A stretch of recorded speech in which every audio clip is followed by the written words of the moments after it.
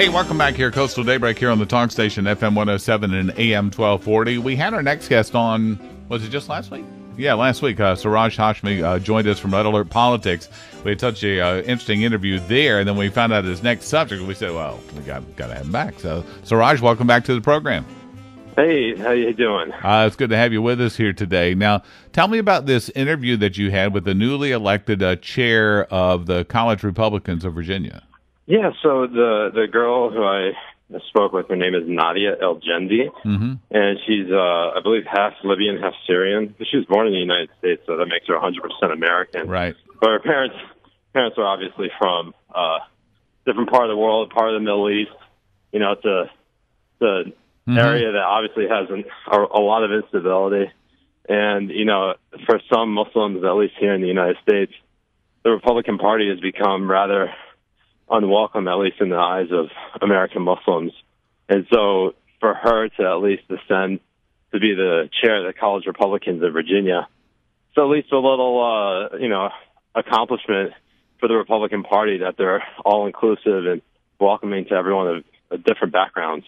She goes, I understand, at Christopher Newport University, where I went to school just down the road from there. But she is a native of Fairfax, Virginia. So in talking with her, what drew her to the conservative cause? Well, a lot of it, her parents are small business owners. They own a dental practice. And for her, what drew her to conservatism, rather, was the fiscal policies that are in place.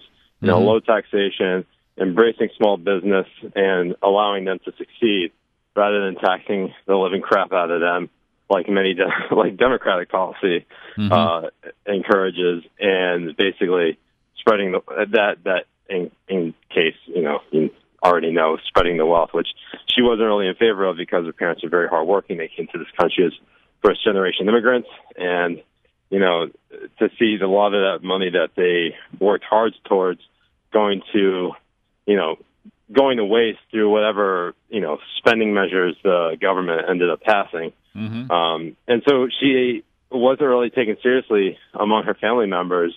But once she kind of convinced them of the meal tax in Fairfax County, which is basically an extra tax you charge on meals. Right.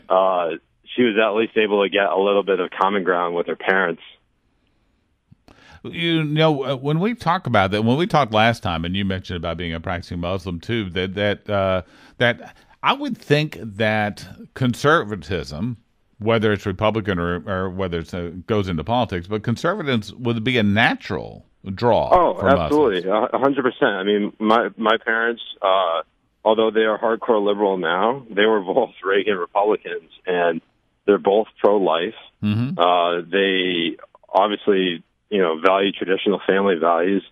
And, a lot of the Christian and Judeo-Christian values that a lot of conservatives share, Muslims share too. And, for most people who don't recall, I want to say over 70% of American Muslims were Republican for the 2000 election. They helped elect George W. Bush. And then everything that happened following 9/11 with the Patriot Act and then the Iraq War. Most American Muslims see the Afghanistan war as a just war, but a lot of American Muslims kind of reached the breaking point when it came to the Iraq war, and a lot of them left and ditched the Republicans for the Democratic Party, where they embraced John Kerry, and then came Barack Obama, who most Muslims adore. Yeah. Well, and why is that? Why do they adore him? I think it's the same feeling of otherness that that Muslims feel being in the United States, that being the outsider. Somehow they identified with Obama, and what's funny is that his father is Muslim, and while President Obama is not Muslim, he's claimed not to be Muslim. A lot of Muslims joke that they're holding out hope that he is Muslim. It's that realm of identity politics that kind of led to Democrats losing the 2016 election. They want to identify with the politicians, and there are not many out there who share their values It's the same. If when Joe Lieberman was running for on the ticket with Al Gore, he would have been the first Jewish vice president. They lost by a hair in Florida, and that would have been something that I think a lot of American Jews would have embraced. Despite the fact that right now, Jews have been around for 5,000 years, and they don't they feel free to debate each other, whereas Muslims, they feel the need to not critique one another and kind of want to stay together in a way that we're in this as a team, that kind of thing. Just think that that's part of the issue that we have as a divide between Christians and Muslims and trying to align our politics.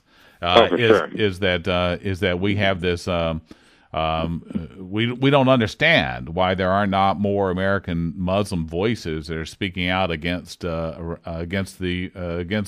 Islamists like ISIS.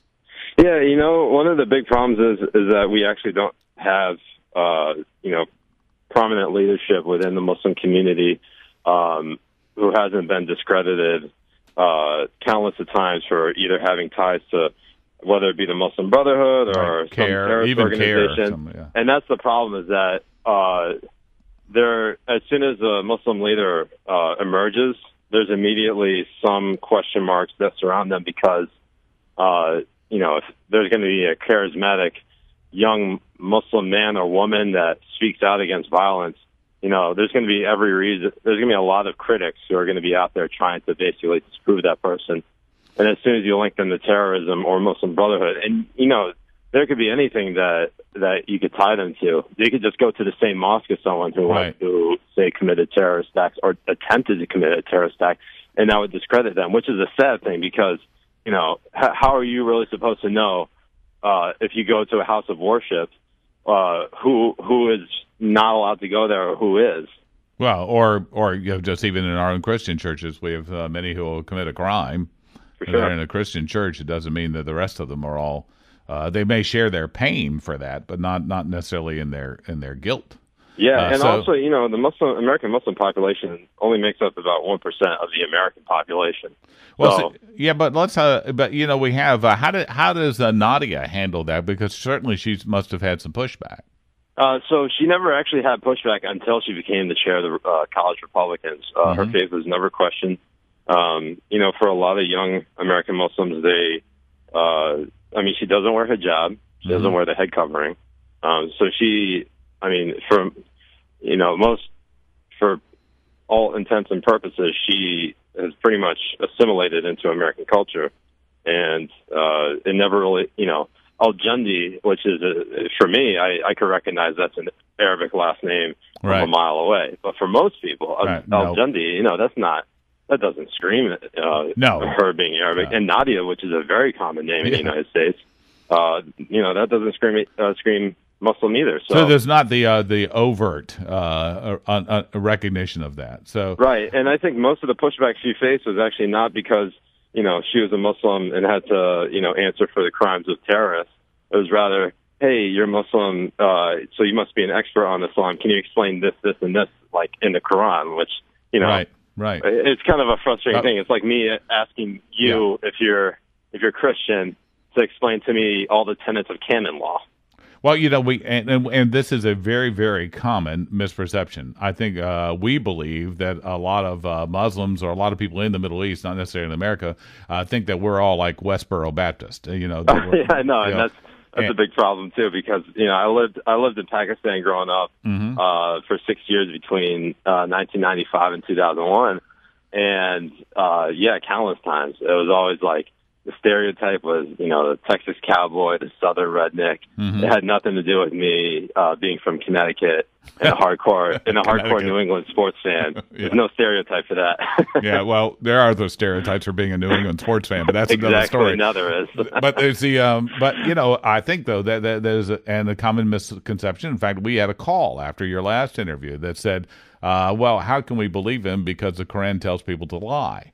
I think so. This is where moderate voices need to speak up. But as you said, you don't have what we would call the episcopacy. You don't have the leadership within the right. Muslim There's no community. hierarchy within Islam. It's all considered like one, what they call an ummah or a body. Right. And you know how there used to be a caliphate in the beginning under Prophet Muhammad, and then there were 4 total caliphs. And so when ISIS, basically Abu Bakr al-Baghdadi, declared himself caliph, basically every Muslim who was not affiliated with ISIS rebuked that. Right. We don't recognize him as the leader of all Muslims because of isn't the brutality danger of their organization? Yeah, but isn't the danger also in reverse? They also consider you an apostate. Oh, for sure. Yeah. I mean, I have a Jewish girlfriend. If ISIS found out, if ISIS got a hold of me, they'd kill me right away. All right. Well, again, this is enlightening. And again, thank you for joining us. And I think this interview, again, with the head of the College Republicans of Virginia, important. This is Coastal Daybreak here on the Talk Station. Siraj Hashmi joining us. You can follow him at RedAlertPolitics.com, and we'll have more to come in a moment.